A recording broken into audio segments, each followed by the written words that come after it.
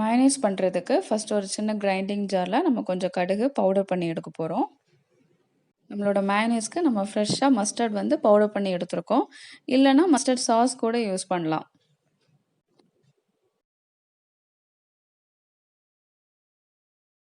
இப்போ ஒரு கிரைண்டிங் ஜாரில் 2 முட்டை சேர்த்துருக்கேன். அதுக்கு கூடவே ஃபஸ்ட்டு பவுடர் பண்ணி வச்சோம்ல கடுகு, அதிலேருந்து 1 table spoon full of mustard powder சேர்த்துருக்கேன்.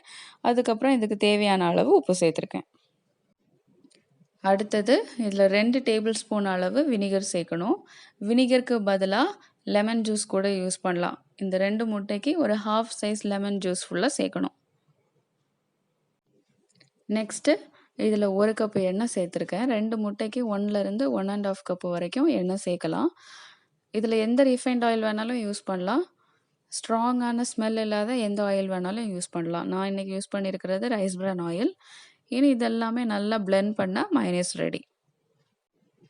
இப்போ பார்த்தீங்களா இப்படி ஒரு மேஜிக்கல் மயோனைஸ் எவ்வளோ ஃபாஸ்ட்டாக ரெடி ஆயிடுச்சு. ஸோ இனிமேல் ரொம்ப ஈஸியாக மயோனைஸ் பண்ணலாம். இது வந்து கண்டிப்பாக ரெஃப்ரிஜிரேட்டரில் தான் ஸ்டோர் பண்ணணும். நம்ம மஸ்டர்ட் சாஸ் சேர்த்து பண்ணுனா இந்த மாதிரி கடுகெல்லாம் தெரியாது. மயோனைஸ் வந்து ஒயிட்டாக இருக்கும். பட் நம்ம இப்படி ஃப்ரெஷ்ஷாக கிரைண்ட் பண்ணி சேர்க்குறது தான் ரொம்ப டேஸ்டியாக இருக்கும். அடுத்தது நம்ம பிரெட் க்ரம்ஸ் எப்படி பண்ணுறதுன்னு பார்க்க போகிறோம். பிரெட் க்ரம்ஸ் பண்ணுறதும் ரொம்ப சிம்பிள் தான். அதுக்கு ஃபஸ்ட்டு ஒரு பேன் சூடானதுக்கப்புறமா அதில் கொஞ்சம் பட்டர் இல்லைன்னா கொஞ்சமாக ஆயில் சேர்க்கணும். இப்போ பட்டர் மெல்ட் ஆனதுக்கப்புறமா இந்த மாதிரி ரஃப்பாக கட் பண்ண பிரெட் பீசஸ் எல்லாம் சேர்க்கணும்.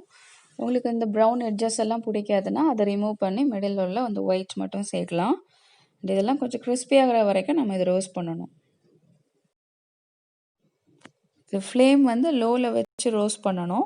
இது ஒரு 12 மினிட்ஸ் ஆகிருக்கு. இப்போ 12 மினிட்ஸில் பார்த்தீங்கன்னா இந்த ப்ரெட்டெல்லாம் கொஞ்சம் கிறிஸ்பியாக ஆரம்பிச்சிருக்கு. ஸோ இந்த மாதிரி கிறிஸ்பி ஆகும்போது நம்ம ஃப்ளேம் ஆஃப் பண்ணலாம். இது வந்து நல்லா ஆற வச்சுட்டு அதுக்கப்புறமா ஒரு ட்ரையான ஒரு மிக்சர் கிரைண்டரில் போட்டு இதை பவுடர் பண்ணால் பிரெட் க்ரம்ஸ் ரெடி ஆகிடும். இந்த மாதிரி இதை பவுடர் பண்ணி எடுக்கணும். இந்த பிரெட் க்ரம்ஸ் எல்லாம் ஒரு ஏர்டைட் கண்டெய்னரில் ஸ்டோர் பண்ணி நம்ம லேட்டராக யூஸ் பண்ணலாம்.